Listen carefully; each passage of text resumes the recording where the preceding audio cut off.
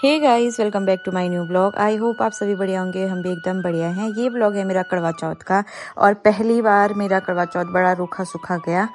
एक तो रवि साथ में नहीं था इस वजह से, दूसरा कि हमारे यहाँ किसी की डेथ हुई थी। आज 8 या 9 दिन थे, पता नहीं कितने दिन थे, मुझे कंफर्म पता भी नहीं था। तो ना ही हम पूजा पाठ कर सकते थे, ना ही रवि साथ में था कि पूजा मतलब ना ही चंद्रमा की पूजा कर सकते थे, ना ही पति भी दूर, और चंद्रमा की पूजा भी आज हम नहीं कर सकते थे।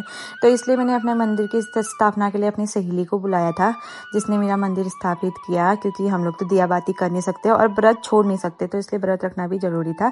और दिन में मैंने पहनी हुई थी साड़ी, और शाम के टाइम व्रत तोड़ने के लिए मैंने पहना था लहंगा, क्योंकि मेरे को काफ़ी टाइम से ना लहंगा पहनने का मन था। शादी के बाद से ही मैं साथ में रही हूँ, तो मेरा लहंगा गाँव में था, कभी पहनने का मौका मिला नहीं, और मौका मिला भी तो ऐसे टाइम पर मिला जब पति साथ में नहीं था।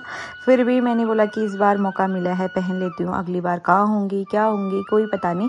तो गीता दी में मैशो गए हुए थे फोटो सेशन के लिए नैनी सन्नी वाली रोड में, और हम लोगों ने खूब सारी वीडियोस बनाई, रील्स बनाई, फोटो खींची, क्योंकि कुछ पल ऐसे थे ना जो हमें कैप्चर करने बहुत ज़रूरी होती है। लाइफ में हम सिर्फ इन्हीं पलों को याद करते हैं, क्योंकि कब क्या होगा हमें कुछ पता नहीं है, हम कब कहाँ किस हालत में होते हैं ये किसी को आइडिया नहीं। जैसे कि पिछले बार की जो मेरी यादें थी वो इस बार मेरे को बहुत ज़्यादा, मैं उनको बार बार रिपीट करके देख भी रही थी और शेयर भी कर रही थी, क्योंकि मुझे बहुत ही याद आ रही थी अपने हस्बैंड की, क्योंकि हमने हमेशा साथ में करवा चौथ मनाया था। तो ये मेरा करवा चौथ पहला था जो मैं अकेले मना रही थी। तो हम लोग फोटो सेशन के बाद जब हम घर आए तो यहाँ चंदा मामा भी जल्दी आ गए थे, लगभग 8:30 में। पिछली बार मैंने सवेरे के मतलब रात भर इंतजार करते करते 3 बज गए थे, 3 बजे के टाइम पे व्रत तोड़ा था। और व्रत भी देखो ना मेरा कितना रूखा सूखा हुआ है, चंद्रमा तो आ गए थे, खाली चाँद को देख के मैंने व्रत तोड़ना था। क्या था कि एक तो हम लोग दिया नहीं जला सकते थे, हम लोगों में टीका इका लगाना होता है वो हम नहीं कर सकते, ना ही हमें अर्घ देना था।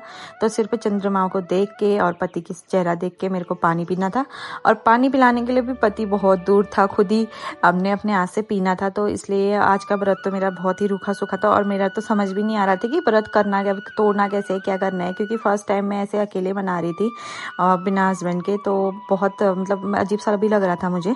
तो मैंने ना व्रत इतने स्पीड में तोड़ा ना, क्योंकि ना ही मेरे को यहाँ पे कुछ अर्घ देना था। मैंने फटाफट अच्छा चढ़ाए, छलनी से चंद्रमा को देखा और पति के चेहरा देखा वीडियो कॉल में, और सटाक से पानी पी के अपना व्रत तोड़ लिया। और मेरे पति देव का चेहरा ही नहीं दिख रहा, पता नहीं कहाँ ध्यान मग्न हो रखे हैं, साथ में तो है नहीं और वीडियो कॉल में भी ध्यान मग्न हो रखे हैं, पता नहीं दूसरे की छतों में, दूसरे की कहते हैं अभी सामने बीवी नहीं है तो दूसरे की बीवी को ताड़ है, पता नहीं अपनी छत से कहाँ ध्यान है। वैसे ये हो गया मेरी व्रत का क्या कहते हैं द एंड।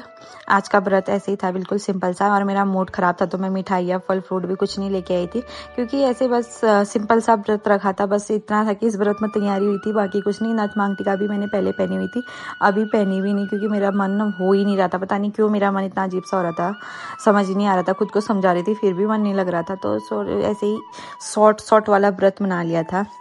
सिर्फ आज का व्रत ऐसा था कि भूखा रहना है, बाकी कुछ नहीं, ना दिया बाती करनी है, ना ही पति साथ में है, कुछ भी नहीं था। तो सिंपल सा मैंने व्रत किया था, और व्रत करने के बाद फिर थोड़ी सी भड़ास निकाली अपने पति देव के ऊपर की।